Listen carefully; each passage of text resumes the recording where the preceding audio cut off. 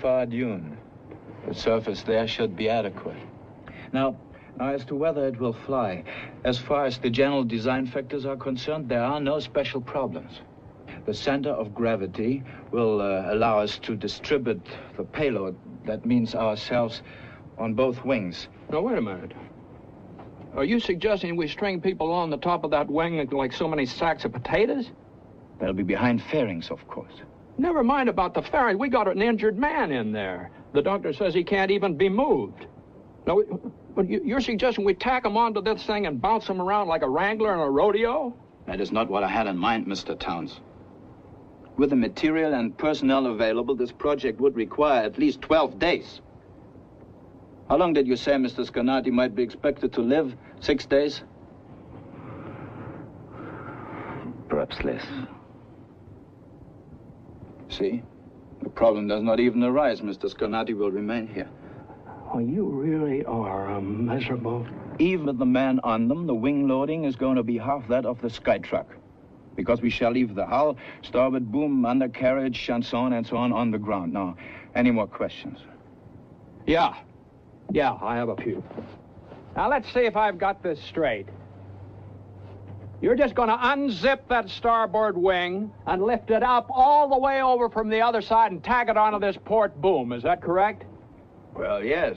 The tapers will be, of course, the wrong way, but... The tapers? Forget about the tapers. You know what that wing weighs? Estimated at something just over a ton. Just about right. Now, there are 8 of us.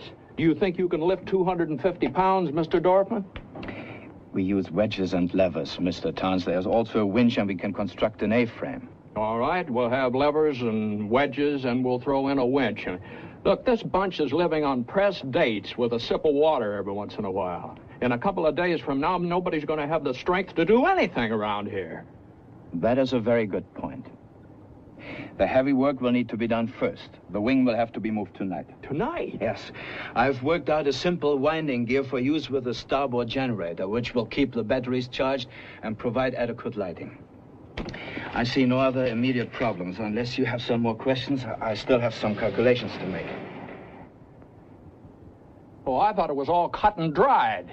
You mean you have a few little things you haven't figured out yet, huh? Well...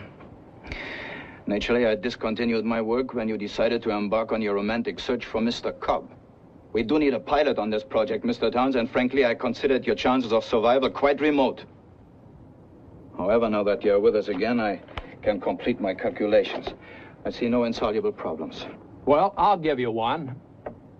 Now, you say building this thing of yours will take 12 days. Well, that's just fine. If we're real lucky, we just have enough water to last another 10. We also have several gallons of anti-freeze. We can distill enough of that to provide for another 4 or 5 days. But certainly I agree water will be a critical factor. Well, so maybe we'll all be dead before you finish this thing of yours, and maybe we won't, but that's what you call a critical factor. Now, let me tell you something that makes nonsense out of this whole thing. Please do. And I'm not going to give you the old veteran flyer routine, Mr. Dorfman. But I just want you to know that I've been flying for quite some time now, and it hasn't always been for crummy outfits like this one. I'm sure you've had a very colorful career, Mr. Towns, but that's not quite the point. All right, you know a whole lot more than I do about aerodynamics and drag coefficients and stress factors. Okay, your theory's fine, but you get this, mister. That engine's rated at 2,000 horsepower, and if I was ever fool enough to let it get started, it'd shake your patched-up pile of junk into 1,000 pieces and cut us up in the mincemeat with the propeller. I told you there would be no difficulty building this aeroplane. I also told you it would require an outstanding pilot to fly it. The only thing outstanding about you, Mr. Towns, is your stupidity! What did you expect? Easy. What did you want me to throw a conniption fit with those drawings of his? Say some kind of a genius or something? What good would that do when I know the damn thing could never fly? Excuse me, Captain, but perhaps...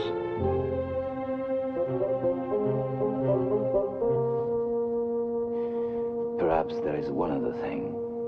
The way it is now, some of these men may not last as long as the water. But they need to believe that there is hope for them. I don't know, Mr. Towns, but maybe to build a thing like this, be a lot of help. So we prove it can't fly and get killed in the process, is that it? What are you giving this dog? This is hard work. These men can't stand hard work. Watching each other die could be even harder.